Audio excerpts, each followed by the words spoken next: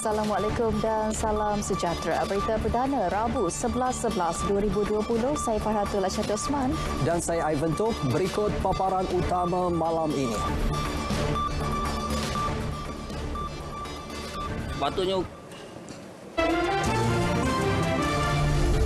Premis tidak berlesen diserbu 40 tong mengandungi bahan kimia dipercayai punca pencemaran sungai ditemukan.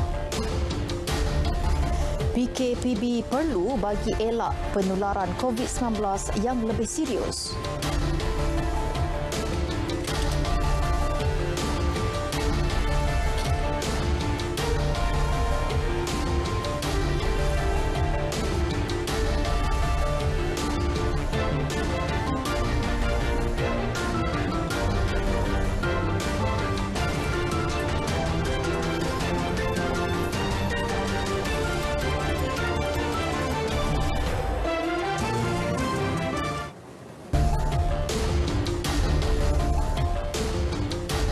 Tidak timbul isu takut mati. Itu reaksi Ketua Pengarah Kesihatan Tan Sri Dr. Noor Hisham Abdullah menjawab kritikan Ahli Parlimen Bintulu Datuk Seri Tiong Kin Seng yang mendakwa Tan Sri Dr. Noor Hisham takut untuk turun padang memantau keadaan di Sabah. Menurut Tan Sri Hisham, fokus beliau adalah menyelamatkan nyawa dan mengurangkan kadar kematian.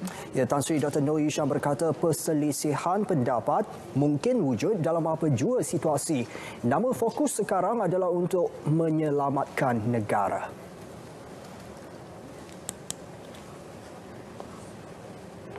Tidak timbul isu yang kita takut mati. Jadi kalau kita lihat kullu nafsin za'iqatul maut. Inna lillahi wa inna ilaihi raji'un. Jadi kita sebagai orang Islam, kita terima kematian tu di mana-mana saja akan berlaku. Bukan hanya turun padang ataupun tidak.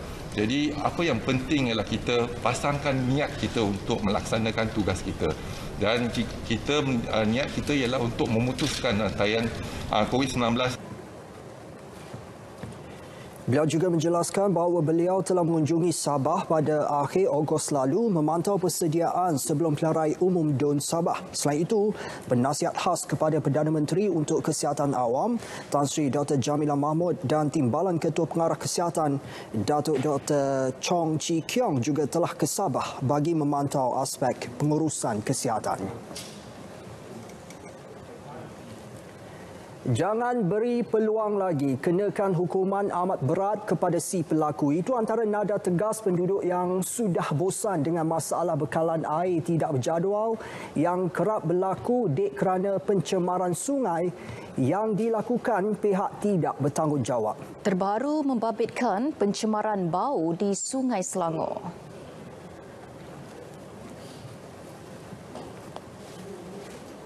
sepatutnya hukumannya memang wajar dikenakan hukuman yang amat berat lah, pasal dia membabitkan ribuan penduduk negeri Selangor ni.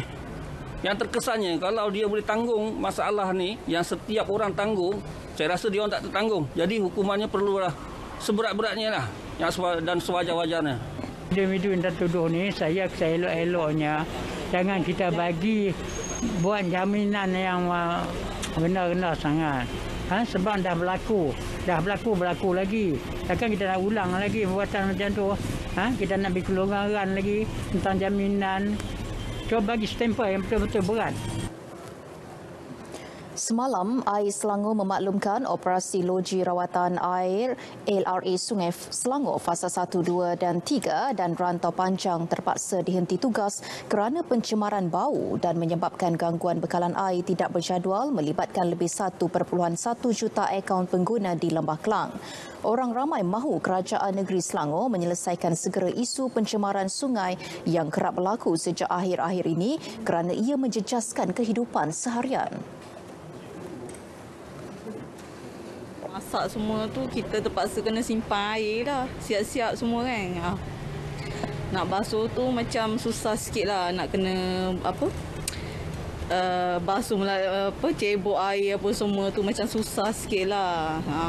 Saya menyerulah kepada siapa yang berkenaan dengan pihak yang menjaga kehendak masyarakat umum, insan yang bertuah di sisi Allah, duduk di bumi ini, tolong segerakanlah.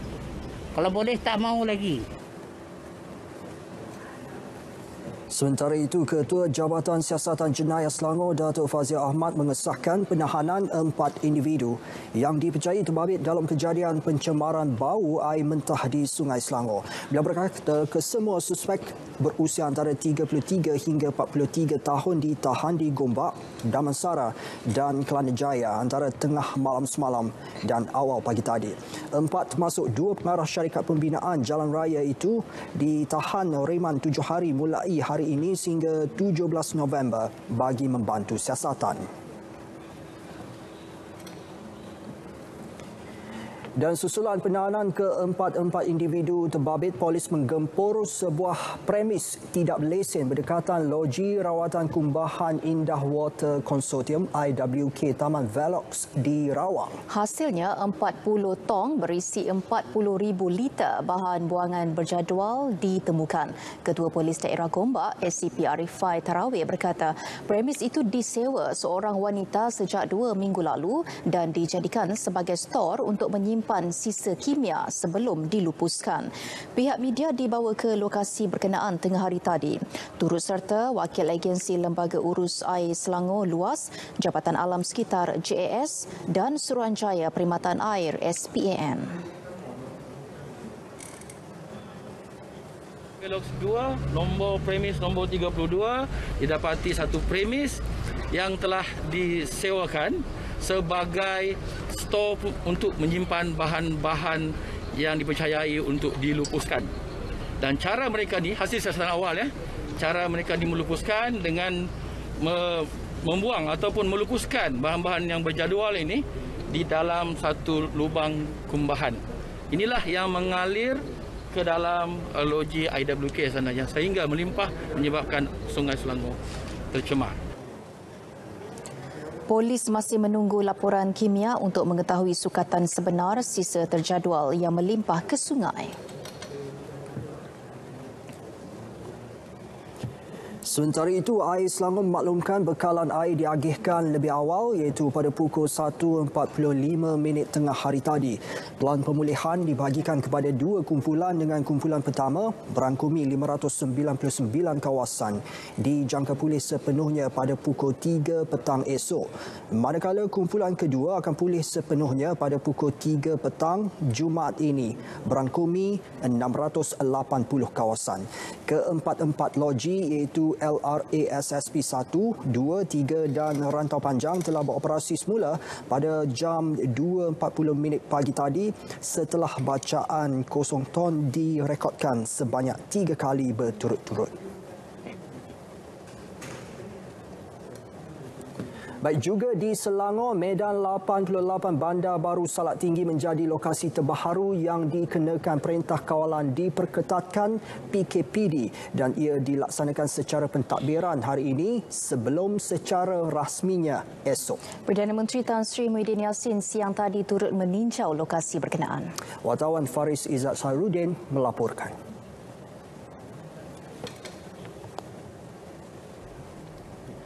Sebaik tiba, Perdana Menteri diberi taklimat oleh Pengarah Kesihatan Negeri Selangor, Dato' Indra Dr. Syahri Ngadiman. Tan Sri Muhyiddin kemudiannya masuk ke kawasan PKPD untuk melihat sendiri proses ujian swab ke atas penduduk terlibat. Beliau sempat bertanyakan khabar petugas kesihatan dan penduduk yang menjalani ujian saringan. Baik, PKPD di Medan 88, Bandar Baru Salak Tinggi Sepang, Selangor ini melibatkan kawasan seluas 6.6 ekar dengan 284 premis berada di kawasan ini. Ia melibatkan kira-kira 700 hingga 800 orang penduduk yang majoritinya merupakan warga negara Malaysia. Baik, sejak awal pagi tadi, lebih kurang pukul 9 pagi, pusat saringan ini telah pun dibuka dan petugas kesihatan hanya memanggil 15 orang penduduk pada satu-satu masa untuk membuat saringan bagi mengawal pergerakan dan juga mengelakkan berlakunya keadaan kesesakan dan juga untuk menjaga penjarakan fizikal. Kesemua penduduk di kawasan ini dikehendaki menjalani ujian swab.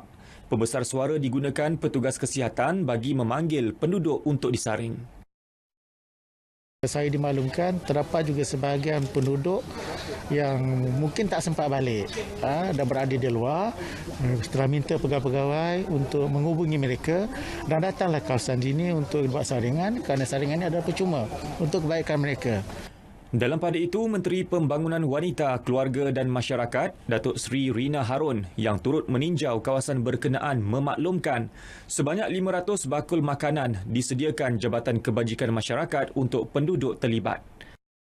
Dan kita bancian akan dibuat oleh pejabat daerah dan selepas daripada bancian itu kita menyediakan bakul makanan ini mengikut keperluan upon request.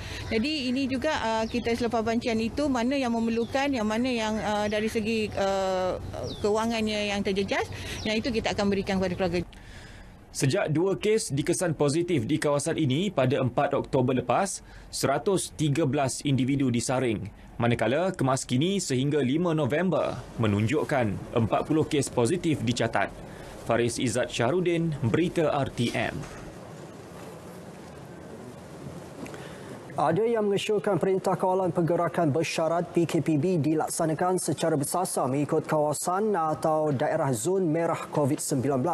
Dan mengulas perkara itu, Menteri Kanan Keselamatan Datuk Seri Ismail Sabri Yaakob menjelaskan PKPB yang dilaksanakan hampir di seluruh negara ketika ini merupakan langkah awal kerajaan bagi mengelak penularan COVID-19 menjadi lebih serius.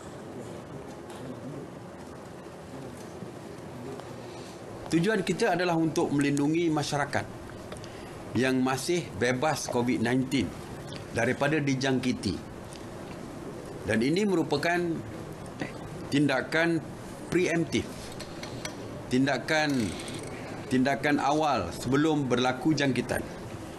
Iaitu untuk mencegah berlakunya jangkitan di kalangan penduduk sama ada di kawasan hijau ataupun di kawasan kuning untuk menjadi merah. PKPB dilaksanakan kecuali di Pahang, Perlis dan Kelantan berkuat kuasa 9 November selama 4 minggu.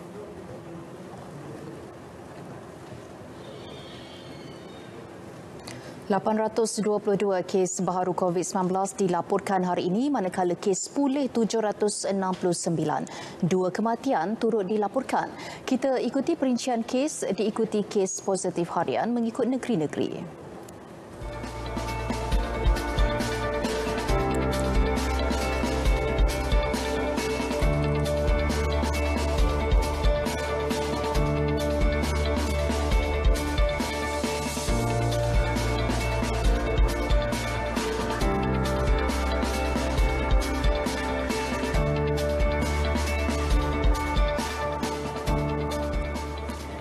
Tiga lagi kluster baru dikenal pasti, kesemuanya melibatkan negeri Sabah. Kluster Karamunting melibatkan daerah Sandakan hasil saringan individu bergejala pada 15 Oktober lepas. 21 daripada 30 individu yang telah disaring didapati positif.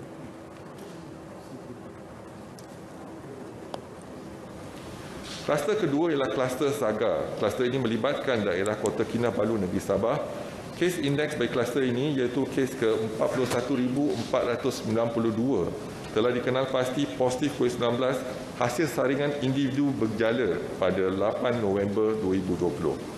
Saringan kontak rapat telah mengesan sebanyak 8 kes lagi positif. Kesemua kes telah dimasukkan ke Hospital Queen Elizabeth.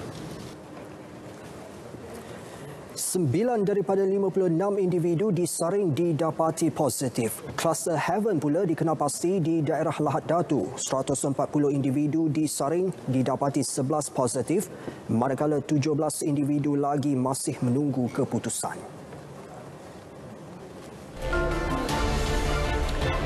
Insiden tanah runtuh ragut 2 nyawa. Pembinaan pusat peranginan patuhi syarat kelulusan. Laporannya seketika nanti.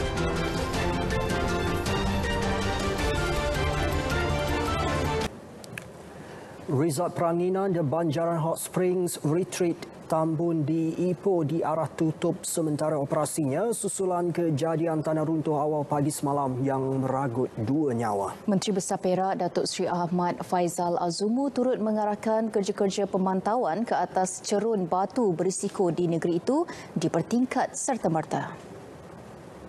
kita telah arahkan untuk pihak-pihak seperti Jabatan JMG, Mineral dan Geoscience dan pihak berkuasa tempatan untuk membuat pemantauan, kerana kita melihatkan hujan yang turun sejak beberapa hari ini agak luar biasa, dan ini membimbangkan kita semua. Beliau yang meninjau lokasi tanah runtuh itu berkata siasatan awal mendapati kejadian berpunca daripada hujan lebat luar biasa pada Isnin lalu. Pemantauan oleh Jabatan Mineral dan Geoscience mendapati masih terdapat 6 blok bantuan tergantung bersaiz antara 5 meter hingga 10 meter yang berisiko untuk jatuh.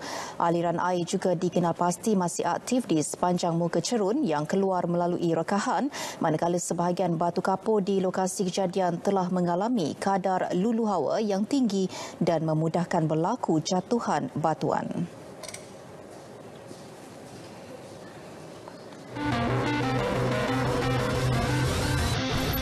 Selain daripada perlindungan kesihatan, kerajaan juga bercadang memperluas perlindungan sosial kepada golongan B40 melalui program voucher perlindungan tenang. Melaluinya, setiap penerima bantuan B40 akan diberi voucher RM50 sebagai bantuan kewangan untuk membeli produk perlindungan tenang termasuk takaful hayat dan kemalangan diri.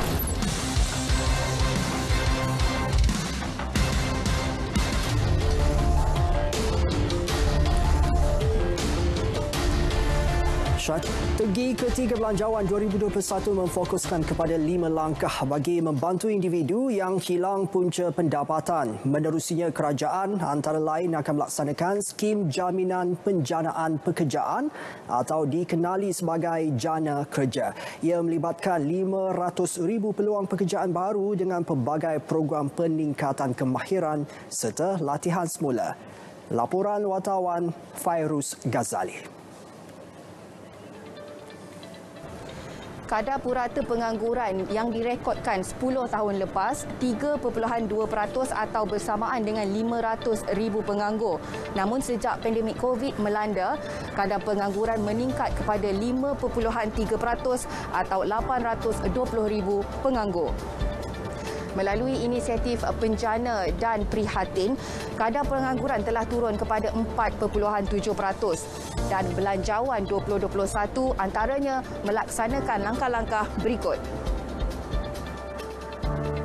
Langkah 1, insentif penjana kerjaya yang memperuntukkan RM2 bilion dan dijangka menyediakan 250,000 peluang pekerjaan. Langkah 2, kemahiran semula dan meningkatkan kemahiran bertujuan meningkatkan kemahiran dan latihan semula bagi meningkatkan kebolehpasaran dan padanan pekerjaan.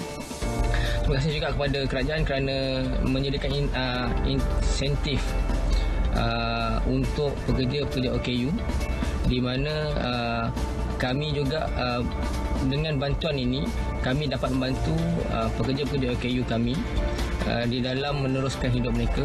Dengan bantuan ini kami dapat meningkatkan skill yang ada pada pekerja kami, terutama sekali OKU dan juga pekerja-pekerja lain. Apa pula maklum balas individu yang kehilangan pekerjaan akibat COVID-19? Saya antara individu yang terkesan semasa COVID ni, rasa baguslah kerajaan ada bagi subsidi untuk upskilling, boleh masuk kelas-kelas, mantapkan kemahiran dan juga boleh cari kerja baru. Selain itu, peluang untuk menjadi usahawan baharu boleh dimanfaatkan melalui program IT Card yang merupakan program pembiayaan mikro mudah.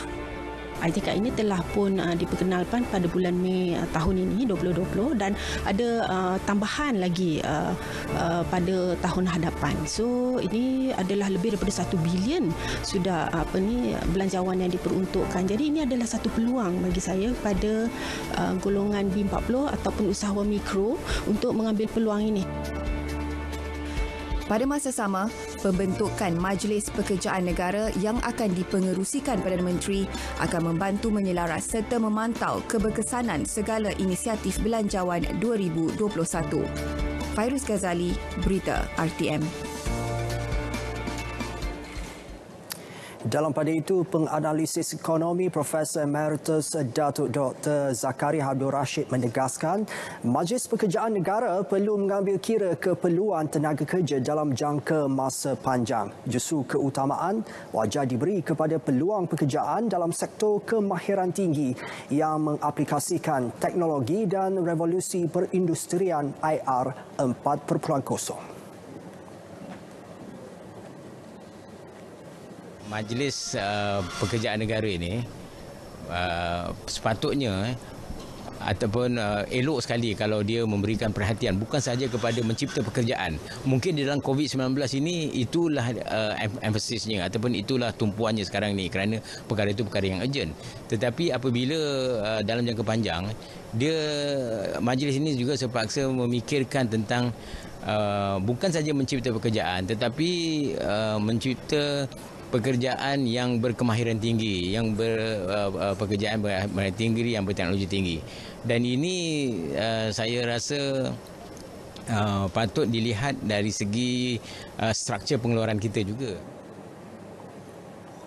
Presiden Kongres Kesatuan Pekerja-Pekerja dalam Perkhidmatan Awam QPEX Adnan Mat pula berharap strategi ketiga dalam Belanjawan 2021 itu menyediakan peluang pekerjaan yang menawarkan pendapatan setimpal. Perlulah diwujudkan kepada mereka sama ada peluang pekerjaan yang baru atau peluang pekerjaan yang sedia ada yang boleh di-upskill. Suatu garis panduan perlu diwujudkan untuk memastikan supaya pendapatan yang akan dapat dinikmati oleh mereka nanti juga adalah melampaui pendapatan garis kemiskinan. Tambahnya, Majlis Pekerjaan Negara juga perlu menyediakan latihan yang sesuai dengan penempatan pemohon. Latihan dan bantuan keuangan bakal diberi kepada kaki tangan syarikat penerbangan yang diberhentikan kerja. Menteri Sumber Manusia Datuk Seri M. Saravanan berkata satu jawatankuasa akan diwujudkan bagi menyalurkan inisiatif itu. Supaya satu jawatankuasa khas dibina di antara Kementerian Sumber Manusia dan agensi-agensi di bawah Kementerian Sumber Manusia terus seperti Pembangunan Sumber Manusia Berhad dan Perkesu, dan kita melahirkan satu jawatankuasa untuk memastikan mereka yang diberi latihan melalui Sumber Manusia akan dibekalkan dengan bantuan kewangan. Otherwise latihan ini tak berkesan. Sudahlah mereka dah kehilangan peluang pekerjaan, tak ada saving dan sebagainya. Hanya kita bagi latihan sahaja tak berguna. Maka bukan saja 50 juta, I'm looking more than 50 juta untuk aviation industry. Daripada agensi-agensi lain seperti yang saya sebutkan, kita akan bagi latihan dan dibekalkan dengan dana start-off kit daripada tekun. Beliau berharap peruntukan RM50 juta yang disediakan untuk industri penerbangan melalui Kementerian Keuangan dapat disalurkan kepada Kementerian Sumber Manusia bagi melaksanakan latihan dan bantuan keuangan kepada bekas kaki tangan syarikat penerbangan.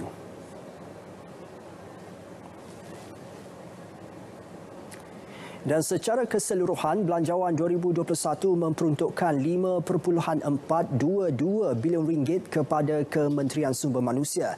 Dan daripada jumlah itu, RM4.134 bilion merupakan peruntukan tambahan yang disalurkan kepada agensi di bawah kementerian, khususnya melibatkan program-program pelindungan sosial, latihan kemahiran dan insentif pengambilan pekerjaan.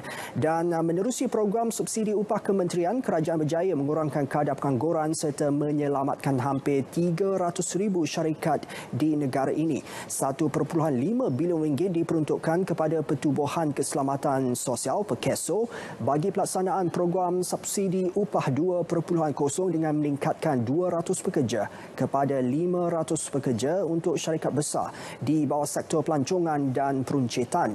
Sebagai kesinambungan kejayaan program Penjana Kerjaya, RM2 bilion diperuntukkan untuk pelaksanaan program siri kedua itu.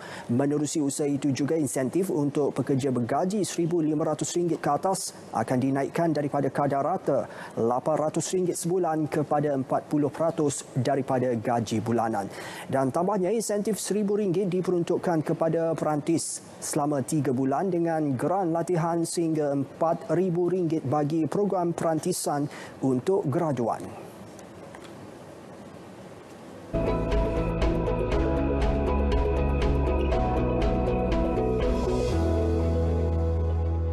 Assalamualaikum dan salam sejahtera. Kita mulakan laporan dengan melihat keadaan cuaca semasa.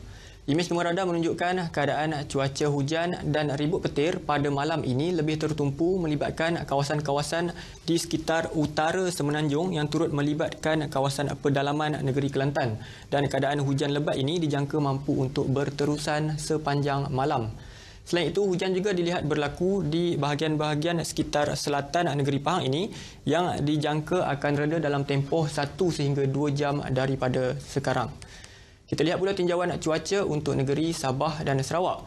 Berbeza keadaannya bagi kedua-dua negeri berkenaan untuk malam ini apabila cuaca dilihat cerah bagi hampir kesemua bahagian untuk negeri Sarawak.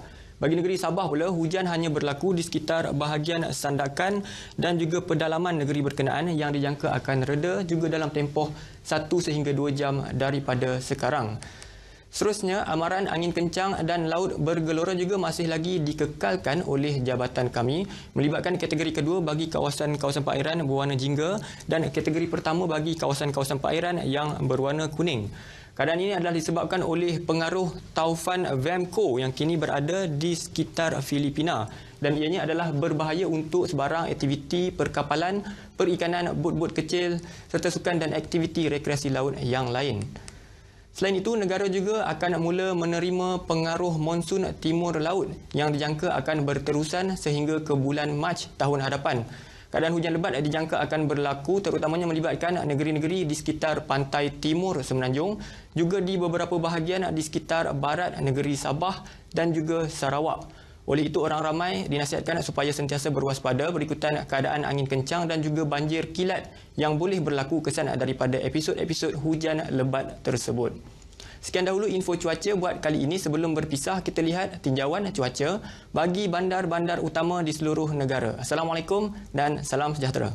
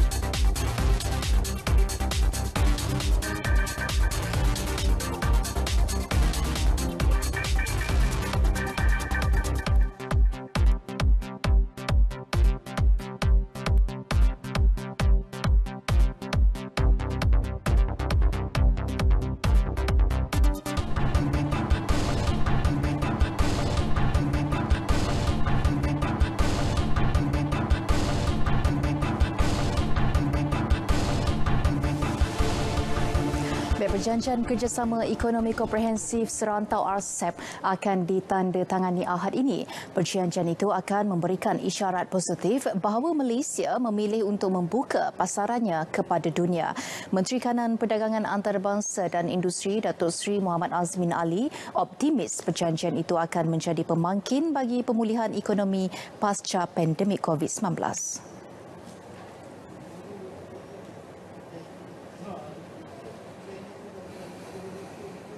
Malaysia is also confident that RCEP can be used as one of the economic recovery tools against COVID-19.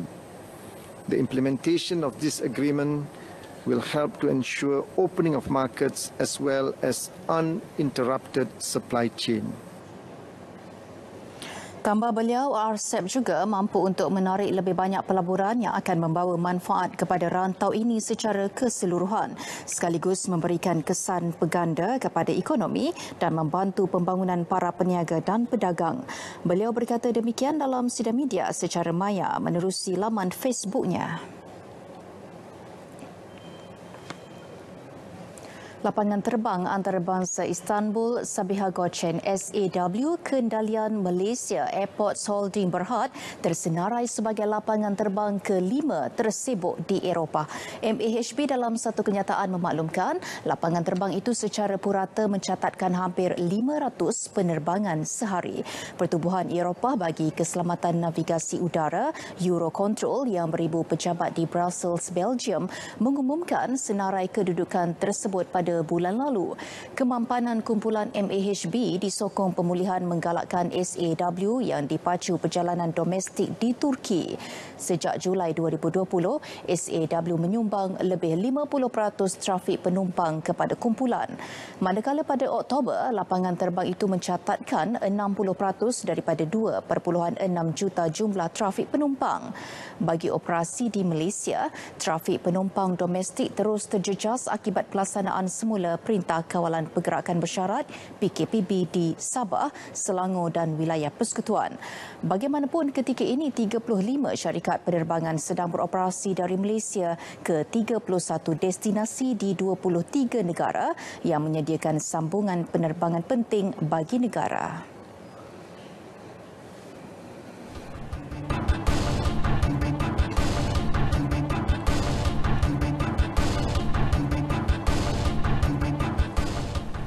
Dewan Rakyat hari ini meluluskan penubuhan 9 jawatan kuasa pilihan khas baharu yang akan berfungsi sebagai mekanisme semak dan imbang terhadap cabang eksekutif negara.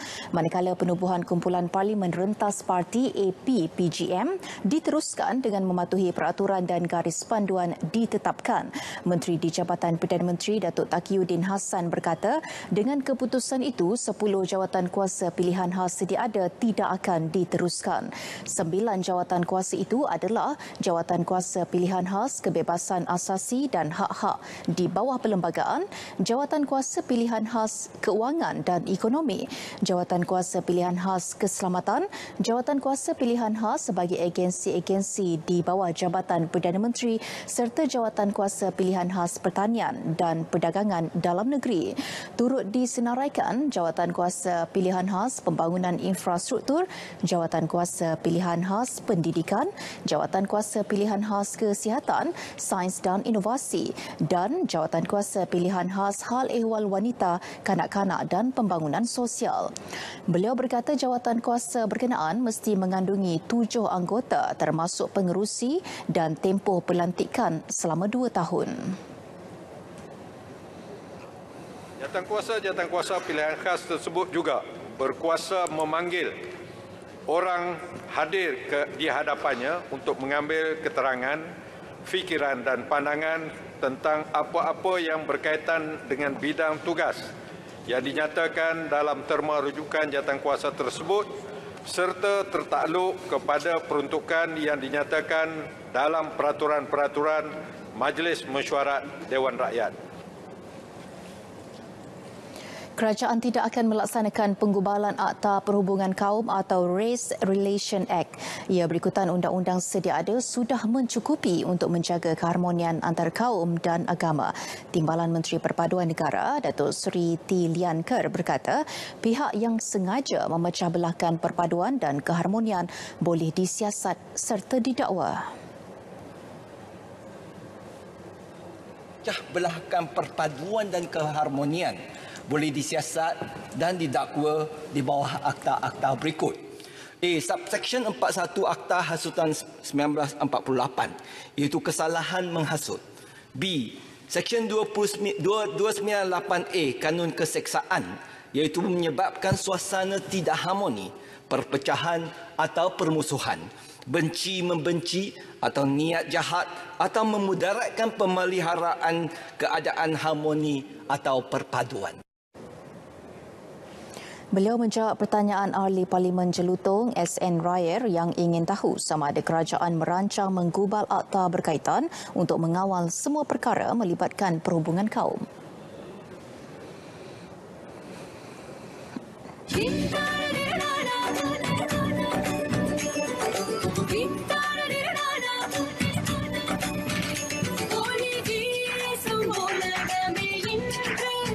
Saya mengucapkan selamat Hari Deepawali kepada semua penganut agama Hindu. Amalkan kebiasaan baharu dalam usaha menekan penularan COVID-19 dengan mematuhi setiap garis panduan yang ditetapkan. Jagalah diri kita, keluarga kita dan masyarakat kita. Semoga cahaya yang melambangkan perayaan Deepawali ini akan turut menyinari nilai-nilai yang akan memberi lebih semangat dan keyakinan untuk kita menghadapi segala cabaran yang mendatang. Anai Varukam Pavali Nal Valkutu.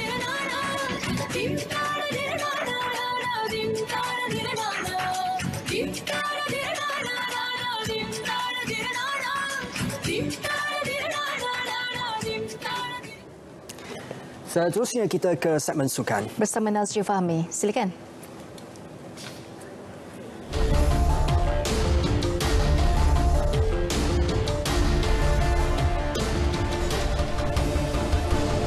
Sukma ditangguh had umur atlet dipertikai.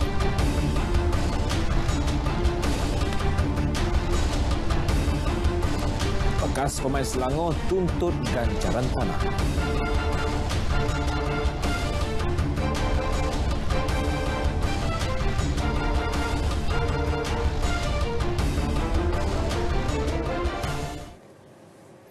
Terima kasih Ivan dan Fahatul. Dimulakan dengan sukan di mana perkembangan proses pensuastaan kelab bola sepak. Menteri Belia dan Sukan Datuk Seri Rizal Marikan Naina mereka memaklumkan sebanyak 21 pasukan berjaya memenuhi syarat pembentukan kelab bola sepak bagi menggantikan pasukan yang dibentuk Persatuan Bola Sepak Negeri sebelum ini. Dalam sesi soal jawab di Dewan Rakyat hari ini, Datuk Seri Rizal memaklumkan Malaysia merupakan negara Asia terakhir yang melaksanakan proses tersebut. Proses pensuastaan itu dilihat sebagai usaha pemisahan daripada sudut tanggungjawab, skop dan peranan yang ketara di antara FA dan FC. Sementara itu, berhubung aksi Piala Malaysia 2020, beliau berharap baki saingan kejohanan berkenaan dapat diteruskan. Secara peribadi, selaku Menteri Belia dan Sukan, memang saya amat berharap supaya 7 matches ataupun 7 perlawanan ini dapat diteruskan di negeri-negeri yang dianggap sebagai hijau. Namun kita akur kepada MKN dan melihat bahawa kesihatan dan keselamatan rakyat jauh lebih penting di samping juga kesediaan dua negeri tersebut untuk memberi kebenaran. Saingan suku akhir Piala Malaysia 2020 sepatutnya dijadual berlangsung pada minggu ini.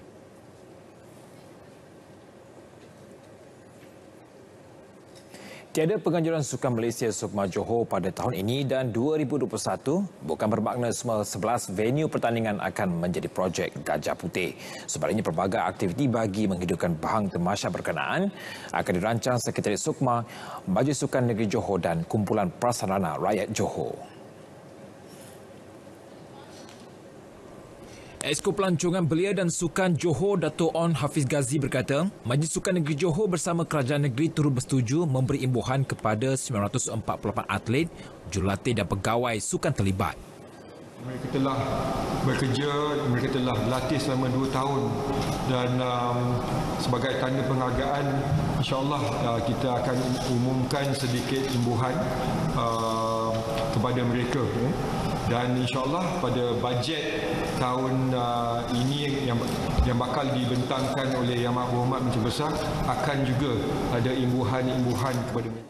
Beliau berkata demikian kepada pemberita dalam sidang media di Kota Iskandar Puteri. Sementara itu, Dato' On Hafiz memberitahu kerugian pembatalan Sukma 2020 dapat diminimumkan dengan perbincangan yang dibuat lebih awal iaitu 9 November lalu berbanding tarikh asal pada Disember.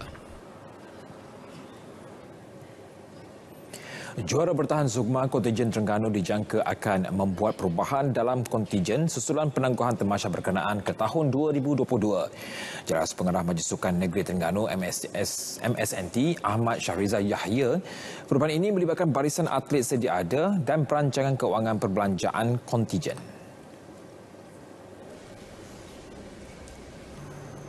Tambah Ahmad Syahrizal, mesyuarat Jawatankuasa Tertinggi Sukma sebelum ini telah mencadangkan kenaikan had umur penyertaan pada penganjuran seterusnya bakal menjadi pencaturan drastik buat kontijen negeri itu. Walau bagaimanapun, kita masih menunggu keputusan mesyuarat teknikal Sukma yang akan diadakan pada masa terdekat untuk menentukan had umur penyertaan atlet bagi Sukma 2022. Namun begitu, kita menyokong penuh cadangan yang diutarakan dalam mesyuarat jawatan tertinggi untuk menaikkan had umur atlet yang bertanding untuk Sukma 22 iaitu kepada 23 tahun. Ini kerana kita mengambil kira pelaburan persediaan yang telah lama kita buat oleh Kerajaan Majlis Sukan Negeri Terengganu.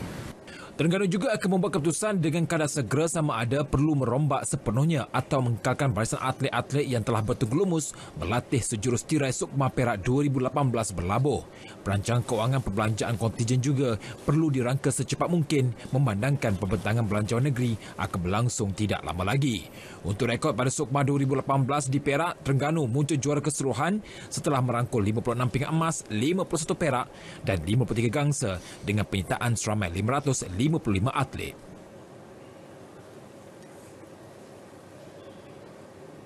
Pembatalan Sukma Johor juga mendapat reaksi atlet yang sepatutnya bertanding. Rata-rata memohon agar Jawatankuasa Tertinggi Acara Sukan Kebangsaan itu meneliti dan mencadangkan semula perubahan peraturan membabitkan had umur dan kelayakan penyertaan penganjuran Sukma dan Para Sukma 2022. Saya harap diorang dapat macam staykan had umur 23 tahun lah, sebab saya ada teammate yang dah umur 20-21. Kalau dia extendkan 2022 and atlet yang dah training tak dapat main, so diorang macam tak okey lah kan. Sebab kita orang pun dah training sama-sama sekali, dah ada bond tu. So saya harap diorang dapat adjust balik umur tu lah.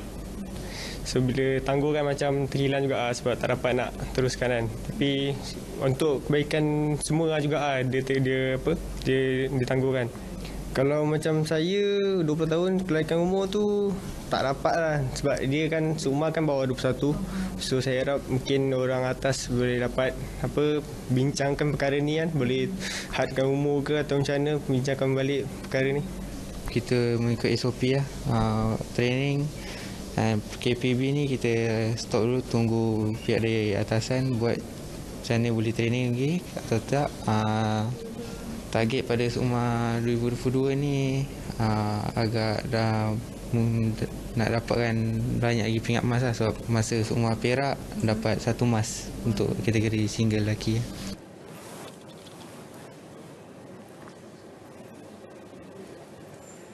Kita balik ke perkembangan bola sepak.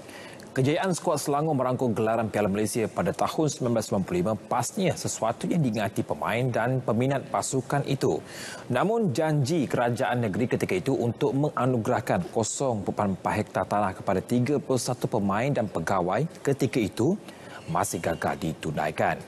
Sehubungan dengan itu, bekas kapten pasukan Ismail Ibrahim tampil menuntut pembelaan daripada kerajaan negeri yang kini di bawah pimpinan Datuk Seri Amiruddin Syari. Jelasnya tanggungjawab menguruskan anugerah tanah tersebut ketika itu diserahkan kepada pengurus pasukan Datuk Muhammad Aini Muhammad Taib.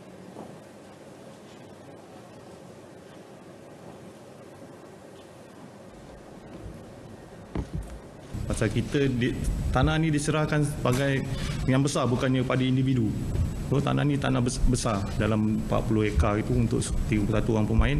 So di situ kita serang kepada Datuk Aini dan di situ kita terangkan kita tahu kita dapat bahagian kita dan kita tak mau bayar apa pun. Kerana premium pun kita tak mau bayar. Ini tanah kunia, kita tak perlu nak bayar premium pasal tanah kunia. Kronologi mengikut kaedah isyarat Exco meeting selepas hari Rabu 15 hari bulan pengumuman dan 16 hari bulan cerita mengenai penganugerahan ni sampai kepada kami berbincang sesama pengurusan 1995. Jadi menampakkan benda-benda ini menjadikan kami punya rujukan bahan sebagai bukti saja, tidak melebihi cara ataupun mereka-reka cerita. Turut hadir pada sidang bidang berkenaan bekas pembantu jurulatih ketika itu Datuk K. Raja Gopal dan Balu Allahyarham Anwar Abu Bakar Siti Mariam Satawi. Pada 11 November 1995, Selangor menewaskan Pahang 1-0 untuk menamatkan 9 tahun kemarau Piala Malaysia. Menjelang penganjuran Litur di Langkawi 2021, Persekutuan Kebangsaan Berbasika Malaysia (PKBM) memaklumkan masih belum mendapat tarikh sebenar perlumbaan berkenaan daripada Kementerian Belia dan Sukan serta Human Voyage sekaligus menimbulkan pelbagai persoalan. Presidennya Datuk Abu Samah Abdul Wahab berkata perkara tersebut harus diputuskan segera bagi mengelak bertembung dengan dua kejohanan besar dunia. KBS perlu mengambil kira tarikh baru yang tidak bertindih dengan tarikh tersebut. Dari aspek UCI, tarikh baru LTDL 2021 tidak boleh bertindih dengan World Cup dan World Championships. Dalam masa sama, beliau turut menjelaskan PKBM perlu mendapatkan kelulusan daripada Badan Induk Berbasika Dunia UCI andai terdapat sebarang perubahan tarikh baharu perlumbaan itu. Dalam pada itu, Datuk Abu Samah mengesahkan PKBM terpaksa membatalkan 3 kejohanan berbasika kebangsaan tahun ini berikutan situasi semasa COVID-19. Jelasnya, ia berikutan beberapa daerah terlibat dengan pelaksanaan Perintah Kawalan Pergerakan diperketatkan PKPD yang dilanjutkan tempohnya.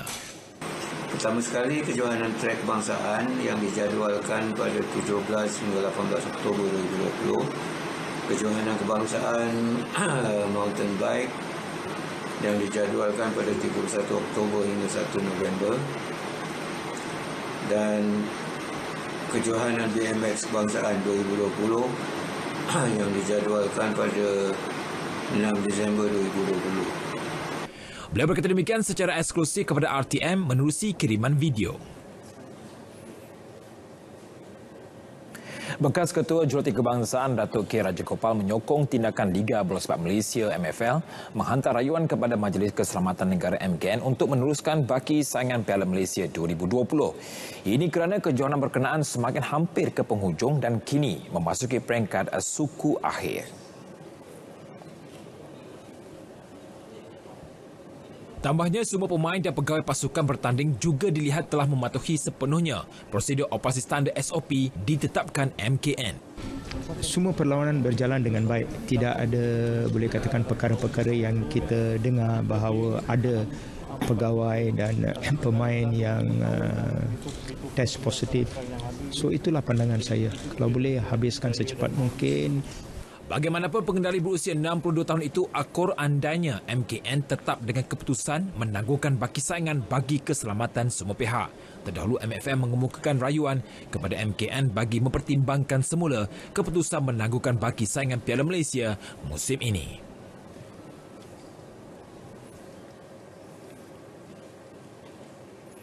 Baik, sekian sahaja berita sekarang untuk hari ini. Kembali semula bersama Fahatu dan Ivan untuk hashtag.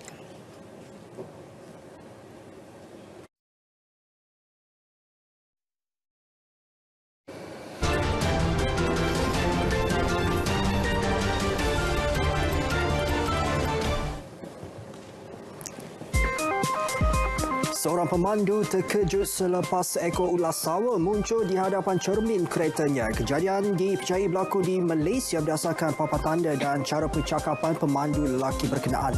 Lebih mendebarkan, ular itu seakan-akan mencari jalan untuk memasuki kereta berkenaan ketika pemandu menghentikan kenderaannya di tepi jalan. Video itu ditonton hampir 200,000 pengguna. Berpantang maut sebelum ajal. Peribahasa itu menggambarkan detik ngeri dirakamkan oleh seorang jurugambar hidupan liar, Sam Davis, di Taman Hidupan Liar dekat Maryland. Dapat dilihat seekor belut yang ditangkap oleh seekor bangau berusaha melepaskan dirinya. Belut itu dipercayai menggunakan hujung ekornya yang tajam untuk menikam leher bangau bagi melepaskan diri daripada pemangsa. Nasib bangau itu bagaimanapun tidak dapat diketahui sama ada hidup ataupun mati. Nasib malam menimpa Diego Moreno. Ini kerana basikal ditunggangnya terlibat kemalangan kecil selepas terlanggar lubang di jalan raya. Bagaimanapun kesannya agak parah apabila Moreno terjatuh di atas ribuan duri pokok kaktus yang ditanam di tepi jalan Buenos Aires di Argentina.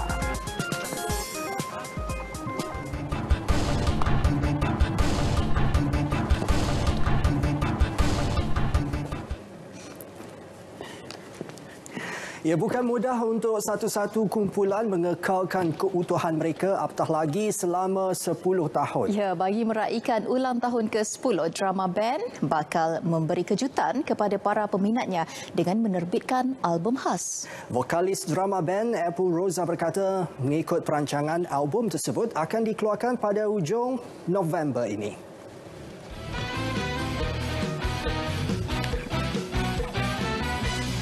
Drama Band akan keluar 15 lagu pada 30 November insyaAllah. Doakan kami, kita akan keluarkan gift box. Dia bukan album je, dia ada jaket, dia ada t-shirt, dia ada perfume. So ini adalah album paling wangi anda pernah beli. Itu saya berani janji.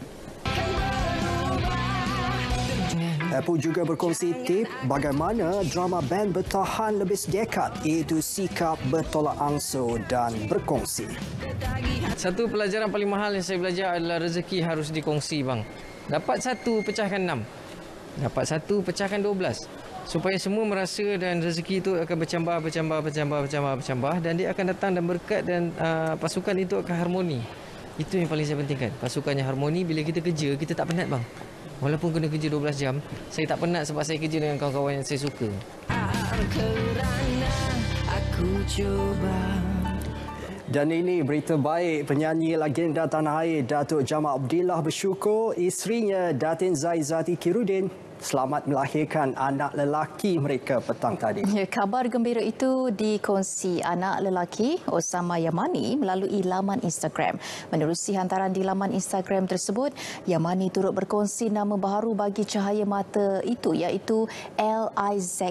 Yamani. Tambahnya lagi, nama ini dipilih kerana mahu ada sebutan Zack yang juga nama karakter Datuk Jamal dalam filem popular Azura. Jamal bernikah dengan Zaizati pada 1 April 2017 dan mereka dikurniakan anak perempuan Nur Azura Yamani yang lahir pada 10 Oktober tahun lalu. Bagaimanapun, Jamal memiliki 2 anak hasil perkahwinan terdahulu iaitu Osama Yamani dan Ahmad Zaki Yamani.